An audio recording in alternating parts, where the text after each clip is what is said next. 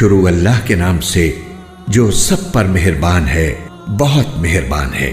ہم نے نوح کو ان کی قوم کے پاس بھیجا کہ اپنی قوم کو خبردار کرو قبل اس کے کہ ان پر کوئی دردناک عذاب آ کھڑا ہو۔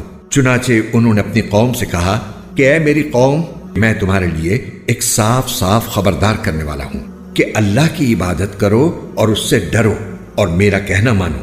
اللہ تمہارے گناہوں کی مغفرت فرمائے گا اور تمہیں ایک مقرر وقت تک باقی رکھے گا۔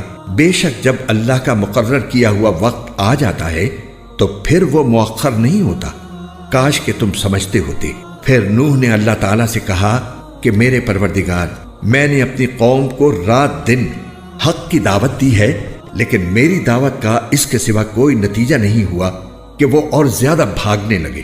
اور میں نے جب بھی انہیں دعوت دی تاکہ آپ ان کی مغفرت فرمائیں تو انہوں نے اپنی انگلیاں اپنے کانوں میں دے لیں، اپنے کپڑے اپنے اوپر لپیٹ لیے، اپنی بات پر اڑے رہے اور تکبر ہی تکبر کا مظاہرہ کرتے رہے۔ پھر میں نے انہیں پکار پکار کر دعوت دی، پھر میں نے ان سے علانیہ بھی بات کی اور چپکے بھی سمجھایا۔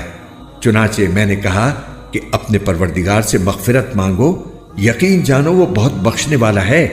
وہ تم پر آسمان سے خوب بارشیں برسائے گا، تمہارے مال اور اولاد میں ترقی دے گا اور تمہارے لیے باغ پیدا کرے گا اور تمہاری خاطر نہریں مہیا کر دے گا۔ تمہیں کیا ہو گیا ہے کہ تم اللہ کی عظمت سے بالکل نہیں ڈرتے، حالانکہ اس نے تمہیں تخلیق کے مختلف مرحلوں سے گزار کر پیدا کیا ہے۔ کیا تم نے یہ نہیں دیکھا کہ اللہ نے کس طرح 7 آسمان اوپر تلے پیدا فرمائے ہیں اور ان میں چاند کو نور بنا کر اور سورج کو چراغ بنا کر پیدا کیا ہے؟ اور اللہ نے تمہیں زمین سے بہترین طریقے پر اگایا ہے، پھر وہ تمہیں دوبارہ اسی میں بھیج دے گا اور وہیں سے پھر باہر نکال کھڑا کرے گا۔ اور اللہ نے ہی تمہارے لیے زمین کو ایک فرش بنا دیا ہے تاکہ تم اس کے کھلے ہوئے راستوں پر چلو۔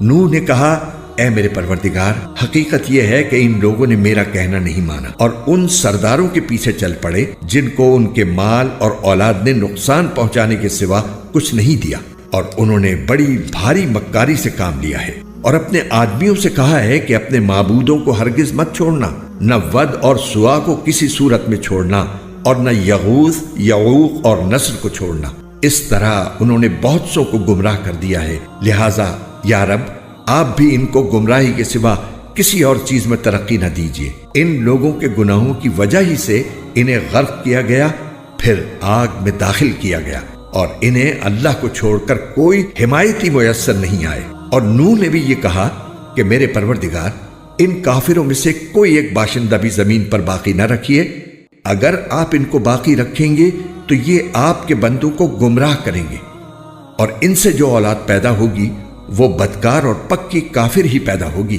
میرے پروردگار، میری بھی بخشش فرما دیجئے، میرے والدین کی بھی، ہر اس شخص کی بھی جو میرے گھر میں ایمان کی حالت میں داخل ہوا ہے، اور تمام مومن مردوں اور مومن عورتوں کی بھی، اور جو لوگ ظالم ہیں ان کو تباہی کے سوا کوئی اور چیز عطا نہ فرمائیے۔